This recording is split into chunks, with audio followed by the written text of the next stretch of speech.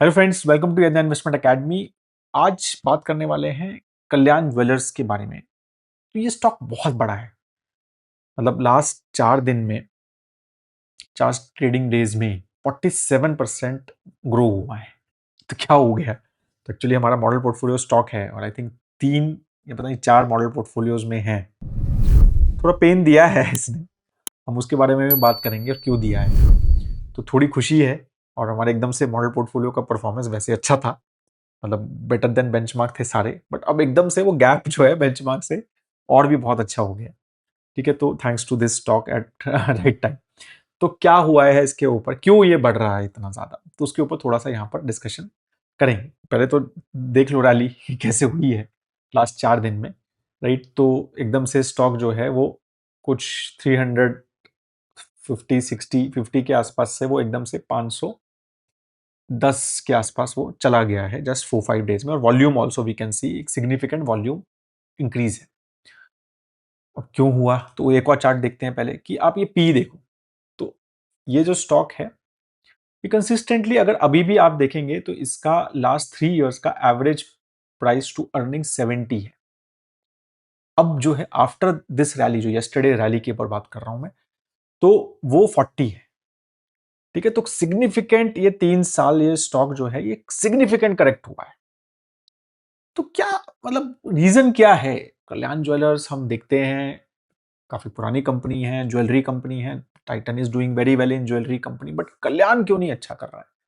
Right, तो ये सवाल बहुत बार आता था। तो हमने कहा कि चलो यार नंबर देखते हैं। तो FY 26 तक के नंबर देखे, रेवेन्यू देखो बहुत जबरदस्त ग्रो हुआ है एक साल में, 43% grow, EBITDA 64% grow, EBITDA margin भी इंप्रूव, पैड भी इंप्रूव। भाई numbers, ROC improve, ROE improved, फिर भी स्टॉक गिरा हुआ है एक साल में, 1 1.5 साल में। तो ये चीजें थोड़ी अटपटी हमारे पोर्टफोलियो में है। ये ऑलमोस्ट आई थिंक 2 साल से तो है ही, शायद ज्यादा हो सकता है। तो वी वर ऑल्सो नॉट, मतलब हमें बहुत ज्यादा ये क्लैरिटी नहीं थी कि क्यों ये स्टॉक जो है अच्छा नहीं कर रहा है, गिर रहा है, मतलब जबकि टाइटन अच्छा कर रहा है। तो सेक्टर इशू तो बहुत ज्यादा नहीं कह सकते डायरेक्टली, बिकॉज एक स्टॉक अच्छा कर रहा है सेक्टर में जो लीडर है, तो ये क्यों नहीं अच्छा कर रहा है? तो इसका ना बहुत अच्छे से रीजन नहीं समझ आ रहा था। Sometimes we are also very apprehensive, बहुत बार ये क्या कि कुछ गवर्नेंस इशू है क्या, तो वो थोड़ा सा आ जाता है ना सवाल आपको। कई बार हमें ऐसी चीजें, भाई हमें नहीं पता ना, मार्केट में नहीं है तो किसी को भी नहीं पता होगा, ऐसी कुछ चीजें होती ही है हर कंपनी में ना। तो वो चीजें थोड़ी सी देखो, एनालिस्ट को भी ये सारी चीजें थोड़ी कंसर्निंग लगती हैं कि जब कि सब कुछ अच्छा, नंबर अच्छे दे रहा है लगातार, इधर मार्केट कुछ रिवॉर्ड नहीं कर रही।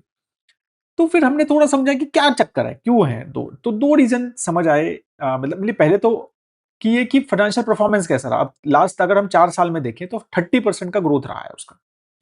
पैट मार्जिन 2% से लेके 3.8%, वो भी कंसिस्टेंटली इंप्रूव है FY 22 से बात करें तो।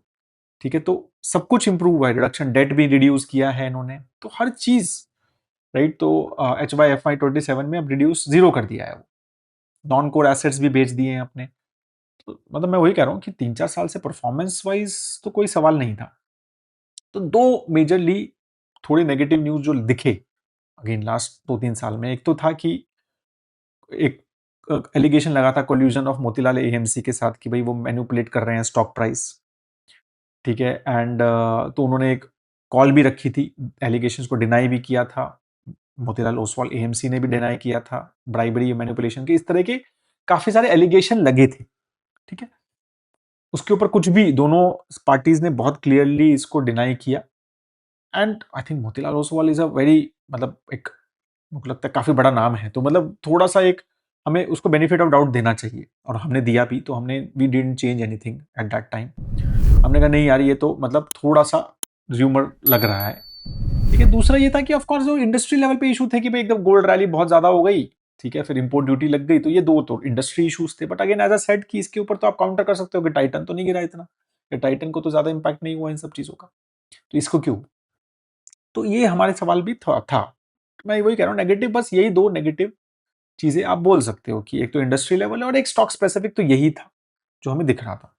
ठीक है, but why market was not, we were not very clear. तो फिर अपडेट आया, अब इस बार जो Q1 का अपडेट आया, अगेन मतलब ठीक अपडेट आया, ऐसा एक्स्ट्राऑर्डिनरी तो कुछ नहीं था। 41% का अपडेट, अभी तक तो रिजल्ट नहीं आया है, तो मैं तो अपडेट बता रहा हूँ।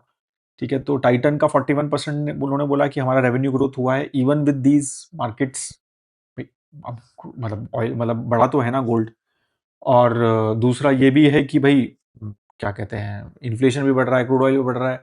ठीक है, सब चीजें उस हिसाब से देखा जाए, और इम्पोर्ट ड्यूटी भी बढ़ गई है, तो फिर भी अच्छा कर रहा है गोल्ड, मतलब कंपनीज इज डूइंग वेल। तो टाइटन ने भी 41% का दिया, कल्याण ने 38 दिया, सेंको ने 60 दिया, पीएन गार्डल ने 41% दिया, तो सबने जबरदस्त रेवेन्यू ग्रोथ दिए नंबर्स।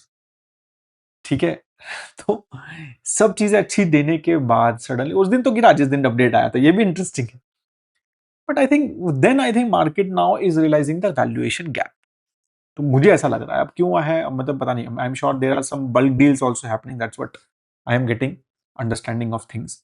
ठीक है, तो बट जो चीज हुई है वो ये है कि अब रेवेन्यू अगर आप देखेंगे, कल्याण इज 35,000, मतलब ऑलमोस्ट ऑलमोस्ट हाफ उसका है।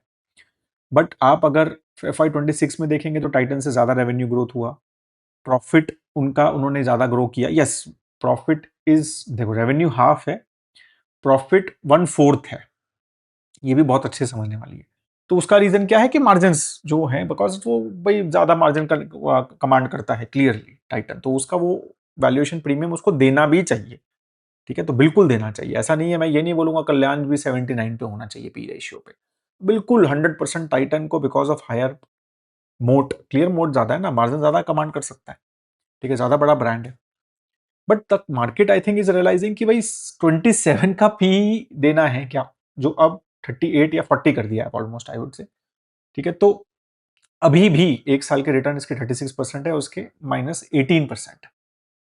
ठीक है, तो ये सारी चीजें जो हैं, मेरे को लगता है कि वो वैल्यूएशन गैप जो है वो नाउ मार्केट ने लास्ट 4-5 दिन में एकदम से वो क्लोज करने की कोशिश की है। राइट, कि भाई इतना ज्यादा नहीं होना चाहिए, तो वो वैल्यूएशन प्ले थोड़ा सा हुआ, and that's why I think these things happened. ठीक है, सो अगेन कोई ट्रिगर नहीं था, मैं वही कह रहा हूँ, जिस दिन अपडेट आया था उस दिन वो नहीं बढ़ा। तो ये थोड़ा सा कुछ एल्गोस, कुछ इंस्टीट्यूशन इन्वेस्टर्स को इंटरेस्टिंग लगा होगा, I am assuming, right, and that's why this stock went up, and thanks to हमारे थोड़ा पेशेंस एंड मतलब रखा हमने थोड़ा, एकदम से portfolios are doing very very well. Student portfolio आप देखो हमारा, और मतलब बाकी भी ग्रोथ में भी है, I think lot of stocks portfolios में है, स्मॉल एंड मिड कैप में भी है।